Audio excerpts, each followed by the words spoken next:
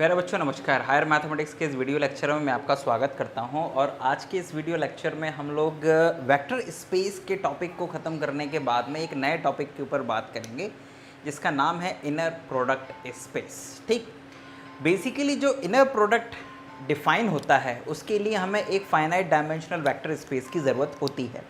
Infinite dimensional vector space के ऊपर inner product सामान्यतः डिफाइन नहीं किया जाता है या उस पर परिभाषित नहीं होता है। तो हमें एक फाइनाइट डायमेंशनल वेक्टर स्पेस की ज़रूरत है। उस फाइनाइट डायमेंशनल वेक्टर स्पेस की जो फील्ड है वो रियल फील्ड भी हो सकती है, कॉम्प्लेक्स फील्ड भी हो सकती है। ठीक है, कुछ भी हो सकती है, इट डिपेंड्स। लेकिन हम इनर प्रोडक्ट स्पेस की डेफिनेशन पर आएँ उसके पहले हमें कुछ और समझना पड़ेगा और वो है दो वेक्टर्स का inner product. I repeat, inner product space बात की बात है, पहले हमको ये समझना है कि इनर प्रोडक्ट होता क्या है वास्तव में।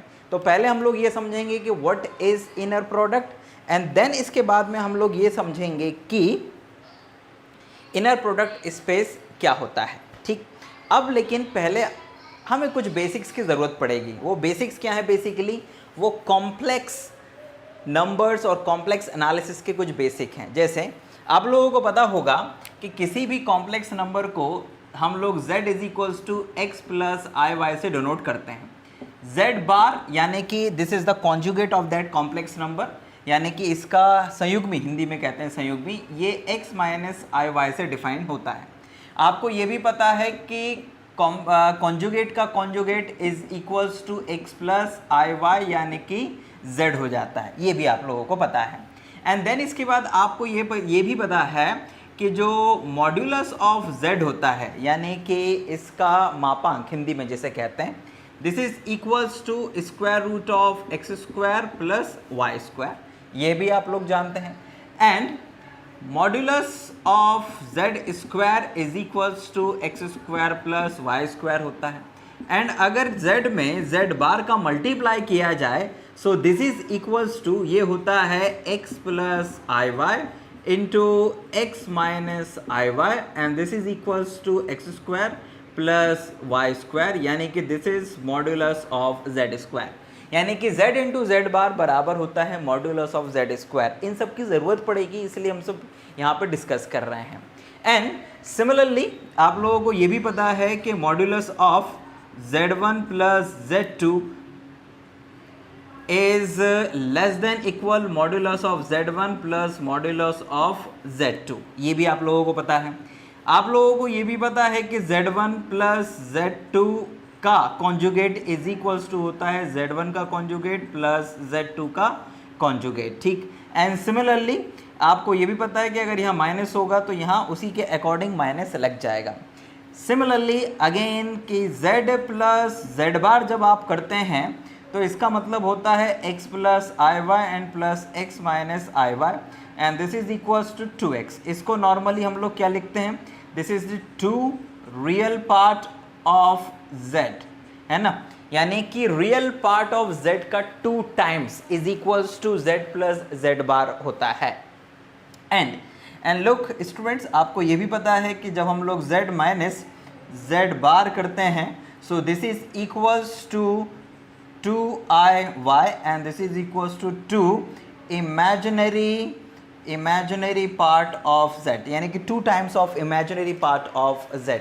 तो ये बेसिकली स्टूडेंट्स कुछ ज़रूरी चीज़ें थी जो कि कॉम्प्लेक्स नंबर से रिलेटेड थी, आप लोगों को इनर प्रोडक्ट स्पेस में काम आने वाली हैं, इसलिए हम लोगों ने यहाँ पर इन चीज़ों को डिस्कस करा। अगर कोई नई चीज़ वहाँ पर ज़रूरत पड़ेगी तो मैं आप लोगों को साथ में बताते जाऊँगा, लेकिन इन चीज़ों को आप अपने दिमाग में बैठा लीजिए। ठीक, नाउ अब इसके बाद में आते हैं हम लोग इनर प्रोडक्ट के ऊपर कि दो वेक्टर्स का इनर प्रोडक्ट डिफाइन कैसे किया जाता है या वो होता क्या है बेसिकली। तो लुक एट दैट बच्चों, आप ज़रा ध्यान दीजिएगा। मान लीजिए कि आपके पास में एक VNC, थोड़ी देर के लिए हम लोग मान लेते हैं कि जो C है, मतलब कि नॉर्मली हम लोग वेक्टर स्पेस में VNF लेते हैं, मतलब कि ये एक फाइनाइट डायमेंशनल वेक्टर स्पेस है on on field F. Field F के ऊपर ये एक फाइनाइट डायमेंशनल वेक्टर स्पेस है। अब ये जो फील्ड है एफ, ये रियल नंबर फील्ड भी हो सकती है और सी यानी कि कॉम्प्लेक्स नंबर की फील्ड भी हो सकती है। थोड़ी देर के लिए हम लोग ये मान लेते हैं कि ये जो वी एन है ये कॉम्प्लेक्स नंबर की फील्ड के ऊपर डिफाइन किया गया है, यानी कि ये एक कॉम्प्लेक्स वेक्टर स्पेस है बेसिकली, है ना, sorry vector space defined on a complex field, right. Now अब जरा ध्यान दीजिएगा कि ये जो वेक्टर स्पेस है इसके हम लोग दो वेक्टर्स लें। Suppose that x is equals to x1 comma x2 dash dash xn।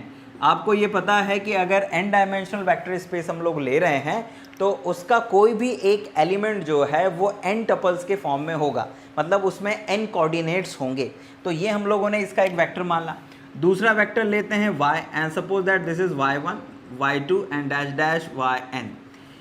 Now ये इसके दो वेक्टर्स हो गए।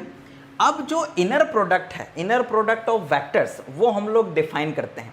तो जो इनर प्रोडक्ट ऑफ वेक्टर्स हैं ये कॉमा एंड दिस वन, मतलब कि ये इनर प्रोडक्ट है सच दैट जो कि Vn क्रॉस Vn से, मतलब कि Vn के दो वेक्टर्स को लेकर डिफाइन किया गया है किसके ऊपर, F के ऊपर। अब ये जो फील्ड है ये फील्ड C भी हो सकती है या R भी हो सकती है, इट डिपेंड्स। ओके, हम थोड़ी देर के लिए यहाँ पर मान लेते हैं कि हम लोग इसको डिफाइन कर रहे हैं C के ऊपर, ठीक। यानी कि जो हमारा वेक्टर स्पेस है वो एक कॉम्प्लेक्स फील्ड के साथ में बनाया हुआ है। So the inner product is a function, मतलब it's a function define on Vn cross Vn to C by x comma y is equals to x1 y1 bar plus x2 y2 bar plus dash dash xn yn bar। यानी कि जो x और y है उनका जो inner product है, इसको आप कोऑर्डिनेट मत मानिएगा कि x और y का ये ऑर्डर्ड पेयर है, नहीं, ये इनर प्रोडक्ट को हमने डिफाइन किया है। दिखने में ऑर्डर्ड पेयर जैसा है लेकिन हमने डिफाइन किया है कुछ ऐसे इस तरह से। तो this inner product of x y vector is equals to x1 y1 bar plus x2 y2 bar plus dash dash xn yn bar. It means that कि जो पहले नंबर पे होगा वेक्टर्स वो सारे उसके जितने भी टपल्स हैं वो अपने ओरिजिनल पोजीशन में ही आएंगे, और जो y यानी कि जो सेकंड वेक्टर है इनर प्रोडक्ट में उसमें उसके जो टपल्स हैं वो अपने कॉम्प्लेक्स कॉन्जुगेट के साथ में आएंगे, और इन सभी टपल्स का करस्पॉन्डिंग मल्टीप्लिकेशन एंड देयर सम। तो अगर आप ध्यान से देखें तो ये जो क्वांटिटी आएगी इन दो वेक्टर्स का इनर प्रोडक्ट, ये एक कॉम्प्लेक्स क्वांटिटी होगी, एक कॉम्प्लेक्स नंबर होगा, ठीक। तो हमने क्या करा था बच्चों, एक कॉम्प्लेक्स फील्ड के ऊपर डिफाइन वेक्टर स्पेस लिया, उसके दो वेक्टर्स लिए एंड देन इसके बाद में हमने इनर प्रोडक्ट डिफाइन किया। सो इनर प्रोडक्ट एक ऐसा फंक्शन है जो कि Vn इंटू Vn यानी Vn क्रॉस Vn, यानी कि हम लोग दो वेक्टर्स लेंगे वेक्टर स्पेस के, उनके ऊपर डिफाइन होगा, लेकिन उसका जो रिजल्ट होगा वो एक कॉम्प्लेक्स नंबर हो सकता है या कॉम्प्लेक्स नंबर होगा, कॉम्प्लेक्स फील्ड के ऊपर डिफाइन किया है। And this is defined by ये इस तरह से डिफाइन किया गया है ना। ये हम लोगों ने क्या करा है, ये इनर प्रोडक्ट की डेफिनेशन हम लोगों ने देखी है, ठीक। और अगर जो कॉम्प्लेक्स फील्ड है F जो है, अगर वो R हुई, आई रिपीट, अगर जो F है वो R हुई, तो जो x, y है वो बराबर हो जाएगा x1 y1 plus x2 y2 plus dash dash xn yn, क्योंकि उस केस में जो आपकी फील्ड है उसमें कॉम्प्लेक्स कॉन्जुगेट का कोई लॉजिक रह नहीं जाएगा, क्योंकि वो रियल फील्ड है और वहाँ पर फिर कॉन्जुगेट नंबर्स का कोई लॉजिक नहीं रह जाता है। तो ये इस तरह से बच्चों हम लोगों ने इनर प्रोडक्ट डिफाइन किया दो वेक्टर्स का। अब ये जो n डायमेंशनल वेक्टर स्पेस है ये 2 डायमेंशनल भी हो सकता है, 3 भी हो सकता है, 4 भी हो सकता है, 5 भी हो सकता है, ठीक। तो ये इस तरह से हम लोगों ने इसे डिफाइन किया है। और अगर आप y को इस तरफ कर देंगे, यानी अगर आप यही फील्ड ले रहे हैं, ये वाली। अगर आप y को इस तरफ कर देंगे और x को दूसरी तरफ कर देंगे तो this is equals to y1 into x1 bar plus y2 into x2 bar plus dash dash yn into xn bar के रूप में आ जाएगा। मतलब जो भी सेकंड वेक्टर होगा उसके टपल्स का बार यानी कि कॉन्जुगेट लिया जाएगा मल्टीप्लिकेशन करते समय। ठीक, तो अगर रियल फील्ड है तो inner product of two vectors हमेशा एक रियल नंबर आता है। ठीक है ना, एक रियल नंबर आएगा। नाउ अब इसके कुछ एग्जांपल्स मैं आपको ऐसे ही बताता हूँ समझाने के लिए। Look at that. मान लीजिए कि आपके पास में x बराबर एक वेक्टर है 2 3 5 और y बराबर एक वेक्टर है सपोज दैट -1 0 एंड 3। ये एक वेक्टर है। तो इन दोनों का अगर आपको इनर प्रोडक्ट करना है, क्योंकि अब भाई ये जो वेक्टर आपने लिया है, ये जो वेक्टर है ये वो रियल फील्ड के ऊपर लिया गया वेक्टर है। क्योंकि अगर कॉम्प्लेक्स होता तो यहाँ पे कॉम्प्लेक्स नंबर्स भी हो सकते थे, i हो सकता था, j भी हो सकता था। ठीक, तो वो मैं आपको एक एग्जांपल इसका भी देके बताऊंगा। तो अगर रियल फील्ड के ऊपर के हम दो वेक्टर्स लें, 3 टपल यानी कि थर्ड डायमेंशनल वेक्टर स्पेस है, तो x और y का अगर इनर प्रोडक्ट हम लोग करेंगे बच्चों, so this is equals to 2 into -1 plus 3 into 0 plus 5 into 3 and this is equals to 2 यानी कि -2 ओके प्लस 0 एंड प्लस 15। तो 15 माइनस 2 यानी कि 13। ठीक, तो ये 13 हो गया। ये x और y इन दो इनर वेक्टर्स का इनर प्रोडक्ट आया। लेकिन अगर वहीं पर हम इस x और y को कॉम्प्लेक्स नंबर्स के फॉर्म में लें, सपोज दैट कि आपके पास में x इज इक्वल्स टू आ जाए, यहाँ पर आ जाए आपका 2, यहाँ पर आ जाए आपका 3i, सपोज दैट यहाँ पर आपने 3i ले लिया, यहाँ पर 5 ले लिया, और y इज इक्वल्स टू आपने -1 plus 0 and plus 3i sorry comma 3i ले लिया। तो जब आप इनका इनर प्रोडक्ट करेंगे बच्चों तो this is x into y जब करेंगे यानी कि inner product of x and y करेंगे तो 2 एज इट इज और ये -1। अब इसका कॉन्जुगेट लेने की ज़रूरत नहीं है क्योंकि -1 रियल नंबर है, प्लस इसके बाद में 3i as it is and into 0 plus 5 as it is and 3i का कॉन्जुगेट। ठीक, now this is equals to, ये आपका -2 इज ओके, ये 0 हो जाएगा और ये हो जाएगा आपका 5 इंटू -3i। आपको पता है कि 3i का जो कॉन्जुगेट है वो -3i हो जाएगा, तो दिस इज -3i। तो and this is the final answer is -2 -15i। तो इस तरह से बच्चों आपके पास में ये क्या आ गया, इस तरह से ये आपके पास में आ गया है व्हाट, फाइनल आंसर। तो दो वेक्टर्स का कैसे कॉन्जुगेट इनर प्रोडक्ट निकाला जाता है ये मैंने आपको बताया। और दो वेक्टर्स का इनर प्रोडक्ट वास्तव में एक फंक्शन होता है जो कि उस वेक्टर स्पेस के दो वेक्टर्स को लेकर डिफाइन किया जाता है, और उसका जो रिजल्ट है इनर प्रोडक्ट का, दो वेक्टर्स के इनर प्रोडक्ट का रिजल्ट रियल नंबर भी हो सकता है और कॉम्प्लेक्स नंबर भी हो सकता है। It depends on the field के वो वेक्टर स्पेस किस फील्ड पर डिफाइन किया गया है। तो ये बच्चों हो गई वेक्टर स्पेस की परिभाषा और उसके कुछ एग्जांपल्स। अब मैं आता हूँ इनर प्रोडक्ट की प्रॉपर्टीज के ऊपर। तो let's move to the properties of inner product. Now these are the properties of inner product, space नहीं, इनर प्रोडक्ट। तो इनर प्रोडक्ट की ये लगभग 5 प्रॉपर्टीज़ हैं और ये प्रॉपर्टीज़ प्रूफ करने के बाद में काफ़ी कुछ आपको मदद मिलेगी जब आप इनर प्रोडक्ट स्पेस को पढ़ेंगे और उसके थ्योरम्स करेंगे। सो आइए ज़रा इन प्रॉपर्टीज़ को देख लेते हैं कि क्या होती हैं इनर प्रोडक्ट की प्रॉपर्टीज़। पहली प्रॉपर्टी है कि इनर प्रोडक्ट ऑफ x और x, मतलब पहले हम देख लें कि x y z 3 वेक्टर्स हैं v एंड c के, और a जो है वो कोई स्केलर है, मतलब एक कॉम्प्लेक्स नंबर है जो कि c में बिलोंग कर रहा है। तो हमें ये प्रूफ करना है कि x का जो इनर प्रोडक्ट है वो हमेशा 0 से बड़ा या बराबर होता है, और x का इनर प्रोडक्ट अगर 0 है तो इसका मतलब है कि जो वेक्टर है वो 0 होगा। x y का इनर प्रोडक्ट बराबर होता है y x के इनर प्रोडक्ट के कॉन्जुगेट के, okay. And x comma y plus z का inner product is equals to x comma y plus x comma z, and ax comma y is equals to a of x comma y, and x of f(x) का जब a y के साथ में inner product लिया जाता है तो this is equals to a bar x comma y. ठीक, तो ये है बेसिकली प्रॉपर्टीज़ और इनको प्रूफ करने के लिए हम लोग वन बाय वन काम शुरू करते हैं। तो सबसे पहले तो हम लोग कुछ इस तरह से शुरुआत करते हैं, let x is equals to x1 x2 dash dash xn and y is equals to y1 comma y2 dash dash yn and z is equals to z1 comma z2 and zn। मतलब कि ये हम लोगों ने तीन vectors ले लिए हैं n टपल्स के फॉर्म में, जो हमसे कहा था कि जो v है वो n डायमेंशनल वेक्टर स्पेस है ऑन अ कॉम्प्लेक्स फील्ड। अब ज़रा ध्यान दीजिएगा कि सबसे पहले x और x की बात करते हैं। तो x कॉमा x का मतलब है this is equals to x1 into x1 bar, मतलब x का x के साथ में लेंगे तो भाई दूसरा भी x है तो x1 बार आएगा, है ना, और x2 into x2 bar plus dash dash xn into xn bar, ठीक है ना, xn bar.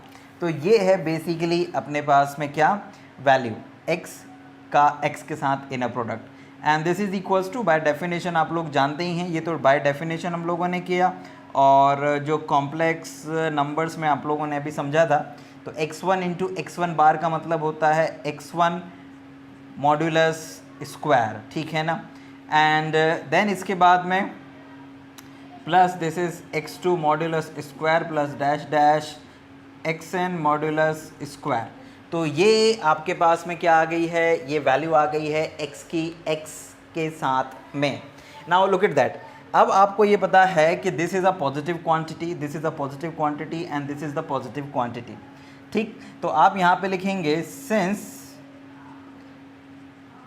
Each x1 modulus square is greater than equal 0, x2 modulus square is greater than equal 0 and xn modulus square is greater than equal 0, it means that this implies that कि x is greater than equal 0। तो इसका मतलब ये है कि x का x के साथ में जो इनर प्रोडक्ट है वो हमेशा 0 से बड़ा या 0 हो सकता है, लेकिन नेगेटिव नहीं हो सकता है, क्योंकि उसके जितने भी कंपोनेंट्स हैं उसकी जो वैल्यू में modulus x1 square x2 square आ रहा है वो सभी पॉजिटिव होंगे ऑटोमेटिकली। तो उनकी मदद की उनके कारण ये जो x का x के साथ में इनर प्रोडक्ट है ये भी हमेशा क्या होगा, पॉजिटिव होगा। अब इसके बाद में आते हैं कि अगर ये 0 हुआ, इफ़ एंड ओनली इफ वाली बात है कि if now if x comma x बराबर 0, तो इसका मतलब ये हुआ this implies that if and only if, इसका मतलब ये हुआ कि modulus of x1 square plus modulus of x2 square plus dash dash modulus of xn square, ये क्या होगा, दिस इज़ इक्वल्स टू 0 हो जाएगा। अब ध्यान दीजिएगा कि ये सारी चीज़ें तो पॉजिटिव हैं, लेकिन इन सब का जो सम है वो 0 है।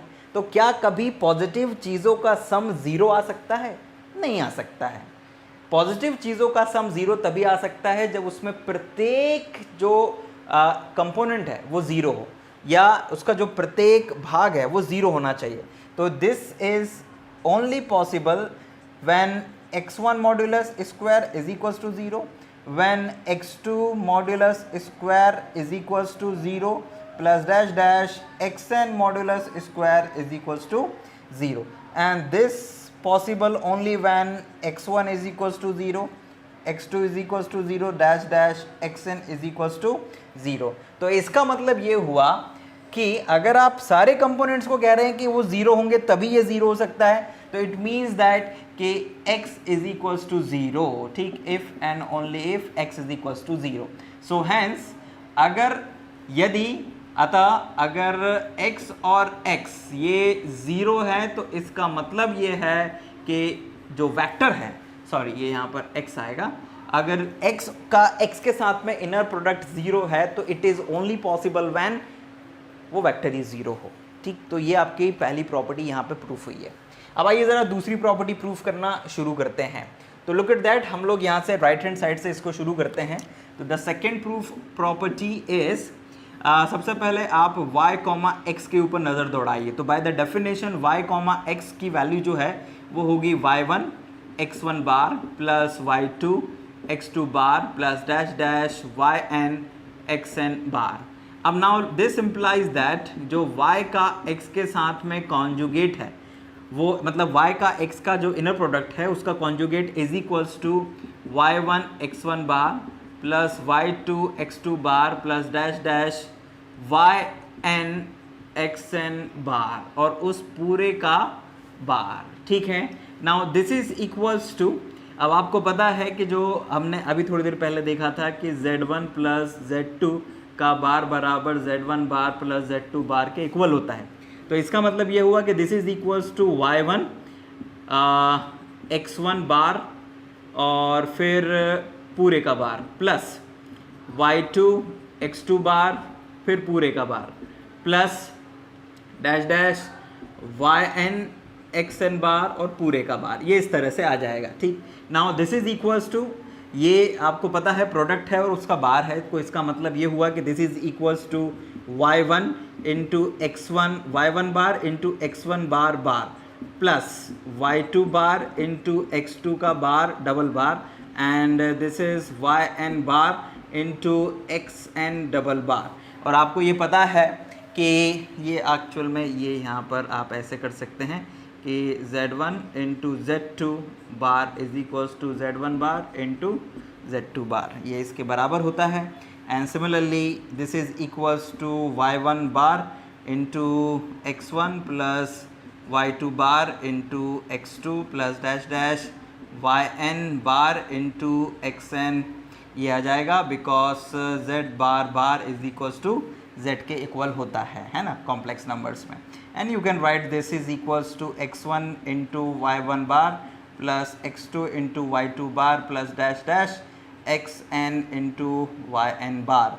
सो आपके पास में ये जो y और x का बार है ये इज इक्वल्स टू इसके इक्वल आ गया, और आप जानते हैं कि this is equals to x और y का इनर प्रोडक्ट। तो ये जो दूसरी प्रॉपर्टी थी ये भी आपकी यहाँ पर प्रूफ हुई। तो इस तरह से बच्चों हम लोगों ने क्या किया, हम लोगों ने, आपको हो सकता है कि जो भी बुक आप पढ़ रहे हो उसमें कुछ और अलग तरीके से दिया हो, बट मेरा तरीका ये है कि मैं एग्जाम्पल की तरह उसको प्रूफ करता हूँ, या फिर प्रैक्टिकली क्वेश्चन लेके आप प्रूफ करें तो ज़्यादा अच्छा रहेगा। इसीलिए हम लोगों ने इस तरह से 3 वेक्टर्स लिए और फिर उन्हीं के साथ में सारा काम कर रहे हैं। तो इस तरह से हम लोगों ने ये 2 प्रॉपर्टीज़ प्रूफ करी bye the definition of inner product, definition का ही प्रयोग करके। अब आइए ज़रा इसी तरह से 3rd, 4th और 5th प्रॉपर्टी को प्रूफ करते हैं। Let's see that now. अब आते हैं बच्चों 3rd प्रॉपर्टी के ऊपर। तो 3rd प्रॉपर्टी हमें ये प्रूफ करना है, तो अपने पास में x और y z हैं ही सही। तो सबसे पहले आप लोग क्या कर लीजिए कि y प्लस z निकाल लीजिए पहले। तो y प्लस z अगर आप करेंगे तो इनके जो टपल्स हैं, y और z के जो टपल्स हैं वो आपस में ऐड हो जाएंगे।